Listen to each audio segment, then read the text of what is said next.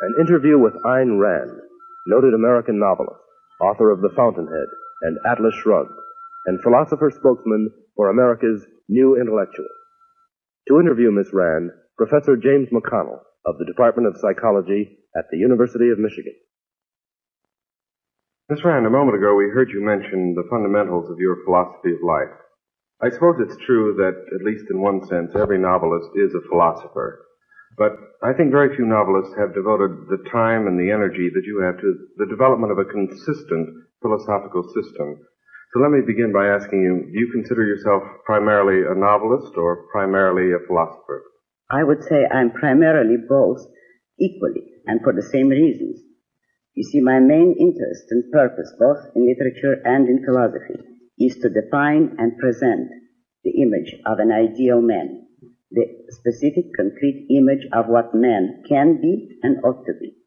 And when I started writing, when I approached the task of literature and began to study philosophy, I discovered that I was in profound disagreement with all the existing philosophies, particularly their codes of morality.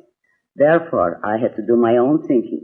I had to define my own full philosophical system in order to discover and present the kind of ideas and premises that make an ideal man possible, in order to define what kind of convictions would result in the character of an ideal man. I think your novels show very clearly that you have achieved that sort of fusion of philosophy and fiction that I think you aimed for. Thank you. You know, in several of your novels, you've made the point that leadership in any culture, not only in art, but in literature, morality, politics, and economics, that this sort of leadership must be provided by what you call the professional intellectuals. I wonder if you could tell me just what you mean by the term professional intellectuals. Who are they, for example? The professional intellectuals are, in effect, the field agents of the army whose head or commander-in-chief is the philosopher. Mm-hmm. The philosopher, the man who defines the basic fundamental ideas of a culture, is the man who determines history. And professional intellectuals are all those whose professions deal with the humanities, the studies of men as against the physical sciences. The professional intellectuals in all their various professions carry to the rest of the culture, to the rest of society, the philosophical premises, the ideas which have been defined by the philosopher. Therefore, they are the transmission belts. They are the ones who determine the goals, the values, and the direction of a culture. Is this true in any culture? Would it be true no matter where you found them? It is true in any civilized culture, but historically you must remember this. The new intellectual, or rather the intellectual, is a very recent phenomenon. There were no such phenomenon as a professional intellectual prior to the Industrial Revolution and the birth of capitalism. Prior to that, man could not make a living, could not make a profession of intellectual work. The mind, the intellect, reason, had no value in those earlier cultures. It is only since the birth of capitalism and of a free society that man, for the first time in history, acquired the chance to make a living by means of dealing with ideas. Reason became a practical issue for the first time. And the height of it was the 19th century. Today, this is the value which we are losing, and it is the intellectuals who are betraying it. You think, then, that America's intellectual leadership has collapsed? Yes, collapsed and abdicated. Well, how have the intellectuals failed to do the things that they ought to do? How have they not lived up to their responsibilities? By betraying the very premise that made their existence possible, by denying the intellect. For decades now, the intellectuals have been progressively preaching and advocating the idea that the intellect is impotent, that man can know nothing for certain, that reason is unreliable, and in effect man has no power to know the facts of reality.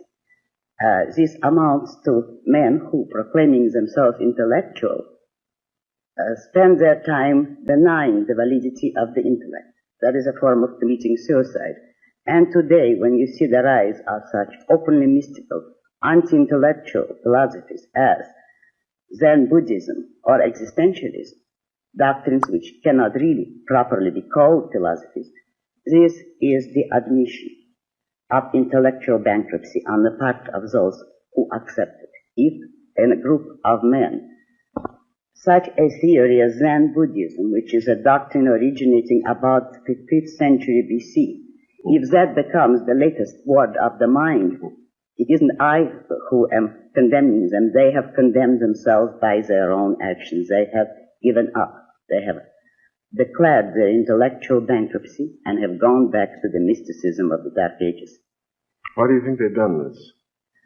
Because since philosophers are the ones who really set the basic premises of the whole intellectual profession, the philosophies of the Western world have been going progressively more and more towards mysticism ever since the Renaissance. The Renaissance was the intellectual result of the Aristotelian influence, the influence of Aristotle's philosophy, which in effect destroyed the Middle Ages and broke the way for the Renaissance. But ever since then, while the culture in general were achieving incredible progress, culminating in the 19th century, on the basis of that Aristotelian influence, the intellectuals, ever since Immanuel Kant, were going progressively more and more against reason. The trend started, of course, before Kant, but I consider Kant the crucial destroyer and the crucial turning point.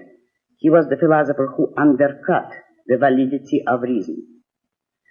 He did not really succeed, but his is the most skillful system of pushing reason off the philosophical scene altogether, and to the extent to which other philosophers and intellectuals accepted his basic premises, to that extent they have been moving towards a noumenal, mystical world ever since.